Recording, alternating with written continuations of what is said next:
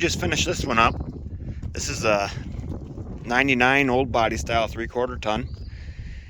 Had a 383 stroker vortec motor in it. We plucked that out of here and stuck this Gen 3 6-liter in it. That's was freshly rebuilt with a truck Norris camshaft. We got a set of Speed Engineering long tube headers on there. Fits pretty decent on them. The only place it's kind of tight is right down there in the corner there, next to the frame rail. It's tight, but they clear.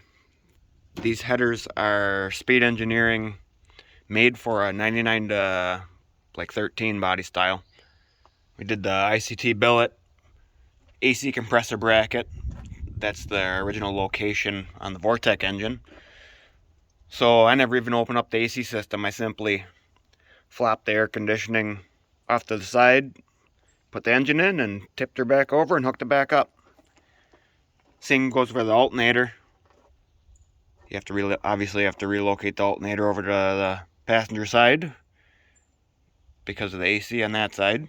Fuel system is the stock 99 vortec stuff, with the exception of I just attached the lines back there and ran a return style rail off of a 99 to 02 truck just to simplify things, so we didn't have to add a regulator in the system somewhere. On the wiring and computer end, we converted this. This was a drive-by-wire motor. We put the drive-by cable setup on it and did a full harness integration. So basically I took the vortec harness and the LS harness and I got rid of all the vortec engine controls and left the stuff for the AC, the ABS stuff, everything that goes inside the truck.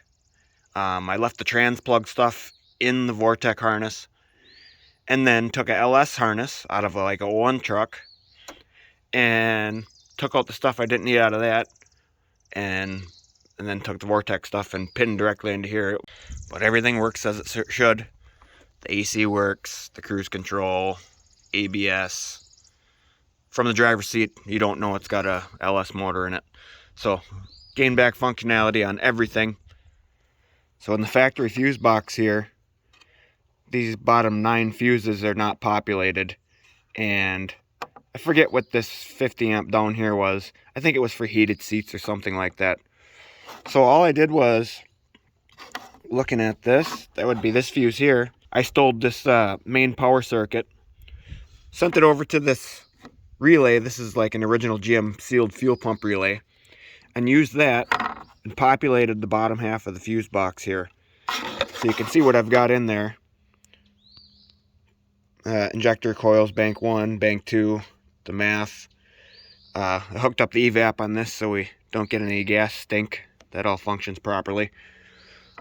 But I had another OBS fuse box, and I stole the bus bar to supply power from this relay to these few fuses here. So I didn't have to add any extra fuse boxes or anything. As far as making everything in the dash work, I used a 98 LS1 3-wire temp sender. The 2 wires that normally come out of LS1 go to the computer as normal, and the third one goes into the vortec harness, into the gauge cluster. Same goes for the oil pressure sender in the back. A 99 to 02 truck oil pressure sender. It's the right connector and the right ohm value for these trucks. Another kind of difficult find was the auxiliary battery tray. I wanted to move the battery from over there so I could stick the air filter over there, obviously.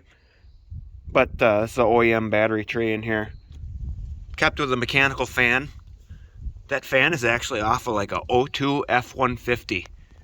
The original LS fan stuck like way out here. It's like 2 inches further back.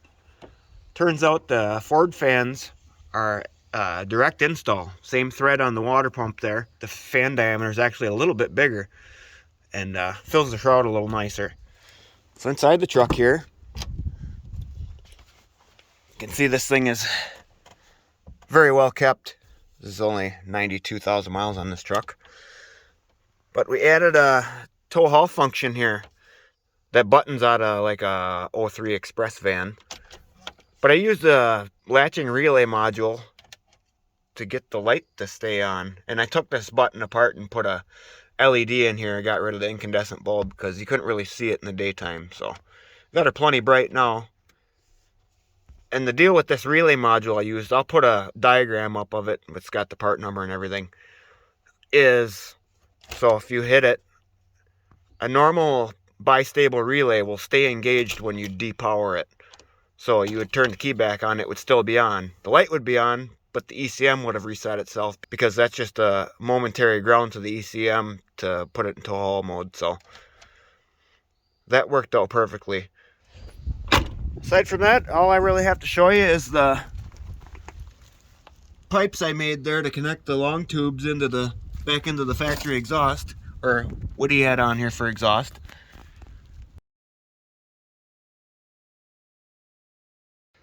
All in all, pretty straightforward swap. Just a lot of time invested into searching the wiring diagrams and figuring that all out. I got lucky because LT1 Swap did a 98 or 99 4.3 truck, so the wiring was pretty much all the same. So they had conversions for all the pinouts, you know, take this pin out of the vortec black box computer and pin it into here on the LS computer, so that was super handy. But I think we pretty much nailed keeping this thing clean looking and kind of a somewhat factory looking install. So we're going to keep her short and sweet on this one. Not quite my normal format, but I didn't think anybody wanted to sit and watch me pin wires into an ECM for a couple days. So thanks everybody for watching. See you next time.